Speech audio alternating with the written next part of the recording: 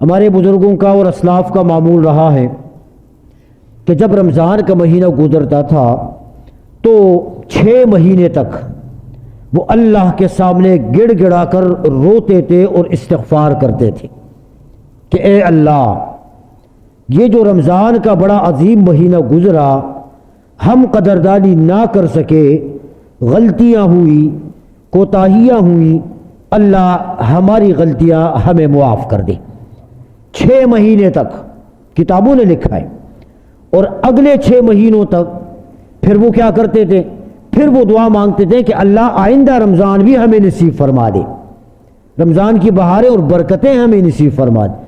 ہمارے ہاں تو اللہ معاف فرمائے حالت یہ ہوتی ہے کہ جو ہی چاند کا اعلان ہو جاتا ہے، ایک طرف اعلان ختم نہیں ہو جاتا تو دوسری طرف جو ہے وہ خرمستیاں شروع ہو جاتی ہیں۔ میں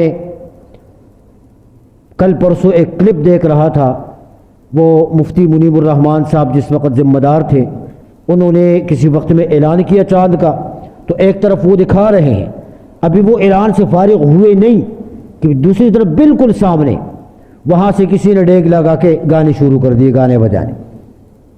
وہ اٹھے، پھر اس محفل کو چھوڑ کر اٹھے ہیں وہ۔ یہ قوم کی حالت ہے۔ اس کا کیا مطلب ہوتا ہے؟ اس کا مطلب یہ ہوتا ہے کہ اللہ نے زبردستی کر کے، زور اور جبر کر کے ہمارے اوپر روزے کو مسلط کیا ہے، گویا کہ ہم پابند رہیں، اور بس جو ہی روزے کا اعلان ہو گیا، روزہ ختم ہے، عید ہے، تو پھر شیطان جو ہے وہ اپنے عروج کے اوپر۔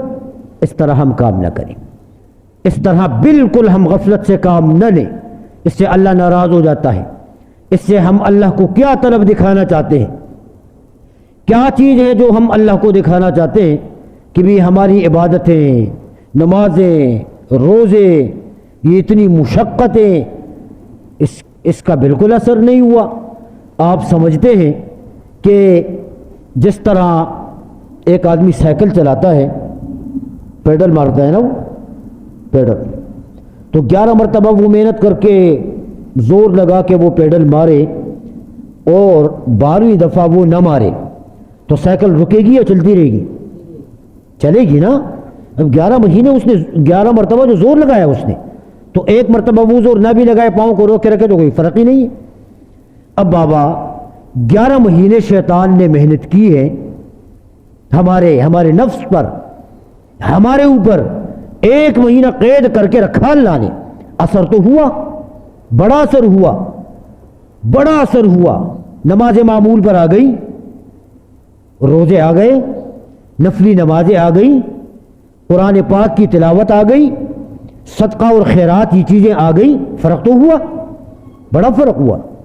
لیکن 11 مہینے اس ظالم نے جو محنت کی ہے، وہ 1 مہینہ اگر رکا بھی رہے، اس کا دل مطمئن ہے، اس کا دل، اسے پتہ ہے یہ کمزور ہے، یہ نہیں صبر کر سکیں گے۔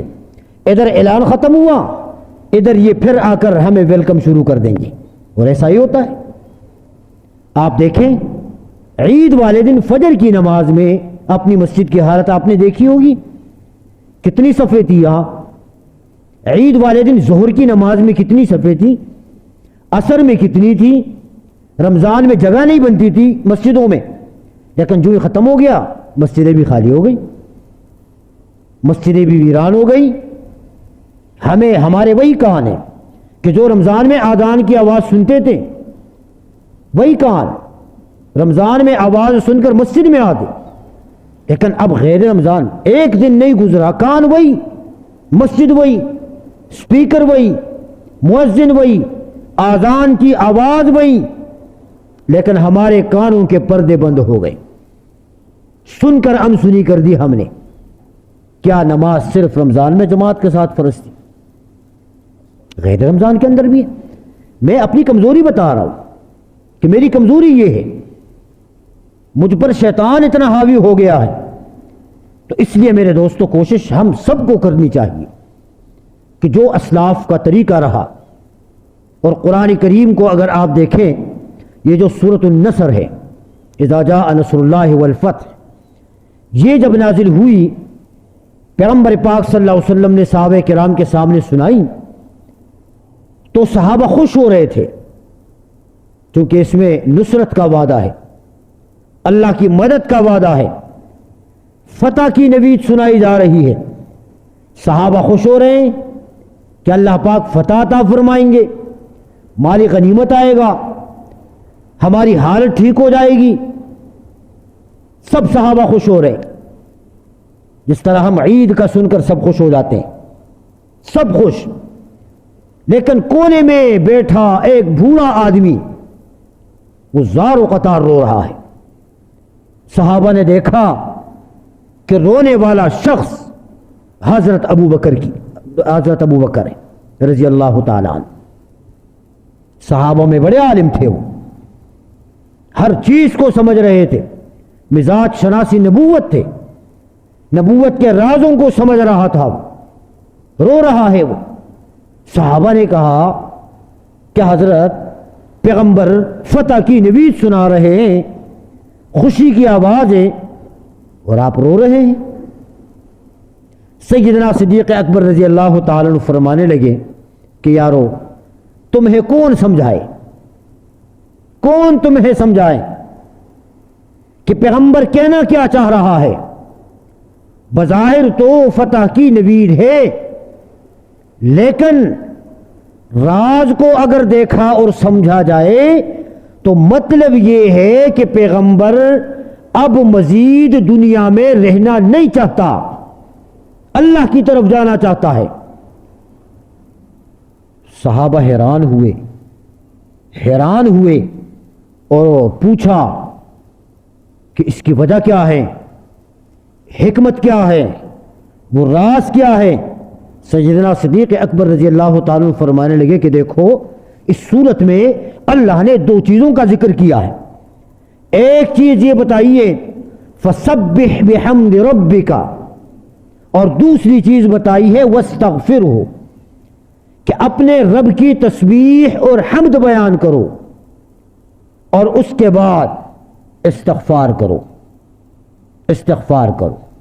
جو زندگی اب تک کی چلی گزر گئی، اب وقت قریب ہے کہ گزری ہوئی زندگی پر اللہ کی حمد بیان کرو اور ساتھ ساتھ استغفار کیا کرو، وقت جانے کا قریب ہے۔ بزرگوں نے لکھا ہے کہ بھائی کوئی بھی بندہ نیکی کا کام کرے تو نیکی کا کام کرنے کے بعد دو چیزیں مزید کرنی چاہیے، دو کام کرنے چاہیے۔ ایک کام یہ کہ اللہ کی حمد، تعریف، الحمدللہ، کوئی بھی کام کرے نیک اچھا کام، اس پر اللہ کی حمد ہو، الحمدللہ، کہ ساری تعریفیں اللہ کے لیے، یہ توفیق بھی اللہ کی طرف سے مجھے ملی، وقت بھی ملا، ہمت بھی ملی، طاقت بھی ملی، جس کی وجہ سے میں نے یہ نیک کام کیا ہے، الحمدللہ کہہ دو۔ یہ کسی اور وجہ سے نہیں ہے، نماز سے فارغ ہوا ہے بندہ، لیکن توفیق کس کی طرف سے، ہمت کس نے عطا کی، طاقت کن کی طرف سے؟ تو تعریف بنتی نہیں بنتی۔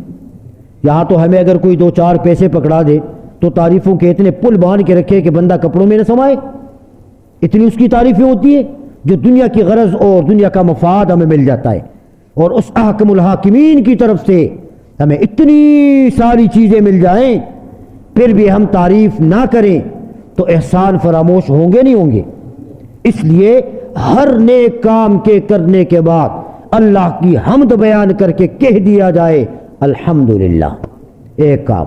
دوسرا کام یہ ہے واستغفرہ، استغفار، استغفر اللہ، استغفر اللہ، استغفر۔ یہ استغفار، اس کا مطلب کیا ہوتا ہے؟ استغفار کا مطلب یہ ہوتا ہے کہ اللہ سے اپنے گناہوں کی مغفرت طلب کرنا، کہ اللہ یہ غلطی ہو گئی ہے، یہ معاف کر دیں، یہ خطا سرزد ہوئی، اس کو معاف کر دیں، یہ استغفار ہے۔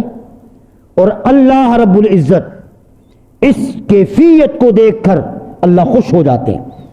آپ اندازہ کریں، گھروں میں چھوٹے جو بچے ہوتے ہیں نا، ان سے جب غلطیاں ہو جاتی ہیں، کوئی بھی غلط کام کرے اور وہ آ کر آپ کے سامنے کہہ دے بابا سوری،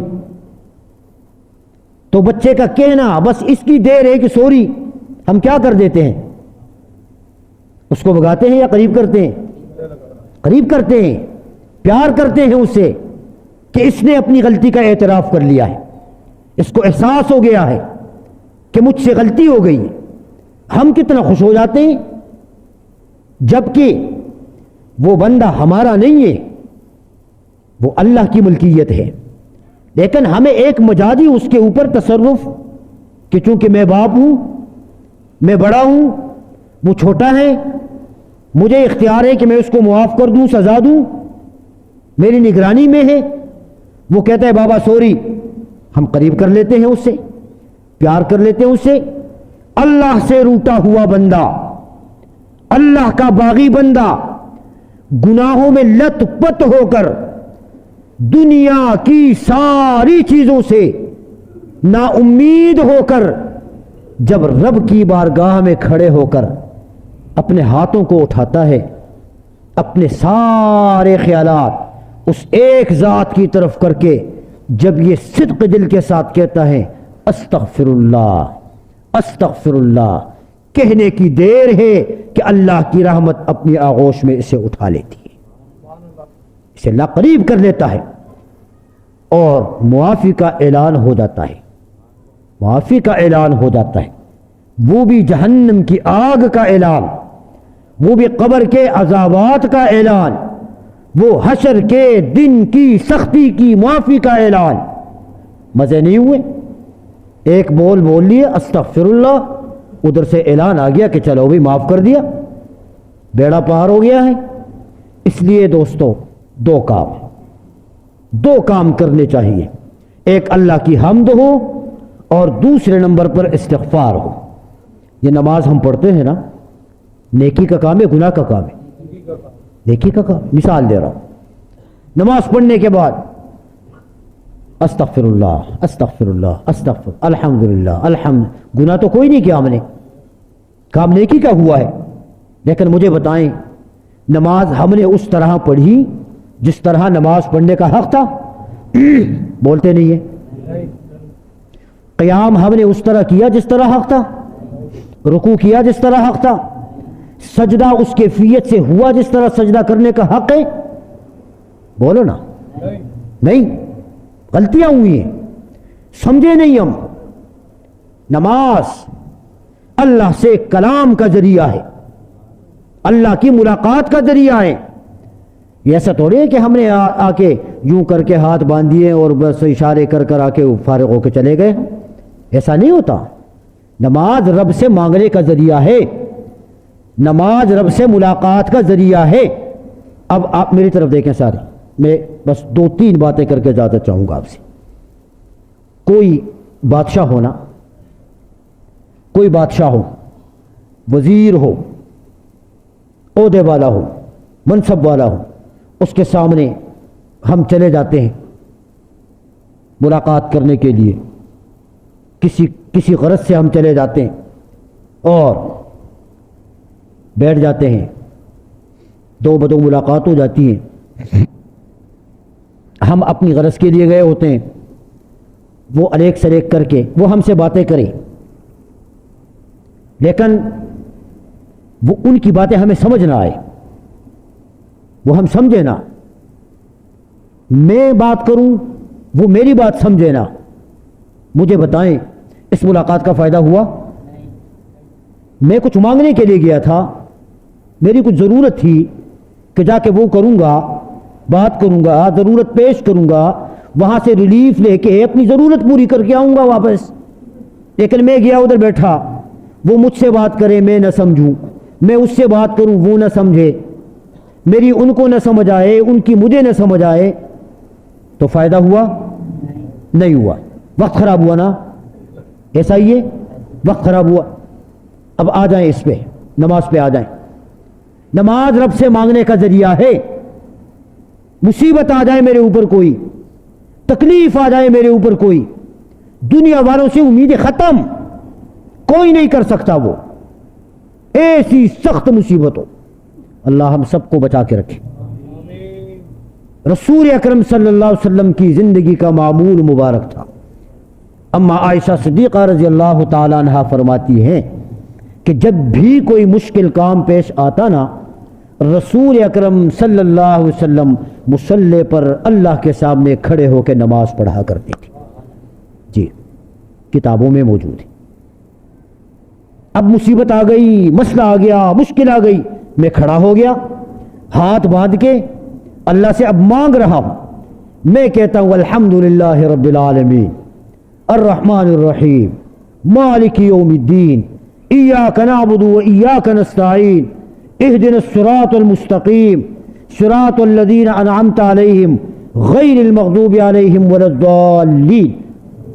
اتنا پڑھ لیا میں نے، لیکن مجھے نہیں پتا الحمدللہ رب العالمین یہ کیا ہے، الرحمن الرحیم یہ کیا ہے، مالک یوم الدین یہ کیا ہے، ایاک نعبد و ایاک نستعین یہ کیا ہے، یہ اہدنا الصراط المستقیم کیا ہے، یہ صراط الذین انعمت علیہم کیا ہے، غیر المغضوب علیہم ولا الضالین یہ اللہ کہنا کیا چاہتا ہے، میں کہہ کے آ رہا ہوں، مجھے اس کی سمجھ نہیں.